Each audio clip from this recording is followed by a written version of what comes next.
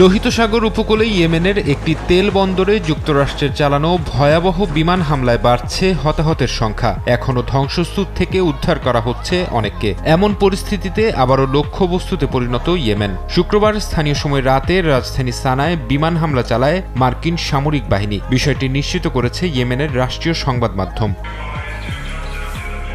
পাল্টা জবাব দিয়ে যাচ্ছে হাউথি বিদ্রোহীরাও। তাদের মুখপাত্র ইয়াহিয়া সারিয়া জানিয়েছেন, শুক্রবার লোহিত সাগরে মার্কিন বিমানবাহী রণতরী ইউএসএস হ্যারি এস ট্রুম্যান ও ইউএসএস ভিনসন লক্ষ্য করে রকেট হামলা চালানো হয়েছে। তবে এতে কোনো ক্ষয়ক্ষতি হয়েছে কিনা তা জানা যায়নি। এদিন মার্কিন একটি ড্রোন ভূপাতিত করার দাবিও করেছেন সারিয়া। একই সঙ্গে তিনি জানান, ইসরায়েলের বেন গুরিয়ন বিমানবন্দর লক্ষ্য করেও ক্ষেপণাস্ত্র হামলা চালানো হয়েছে। যদিও তেল আবিবের দাবি, হাউথির ছোড়া ক্ষেপণাস্ত্র প্রতিহত করা হয়েছে।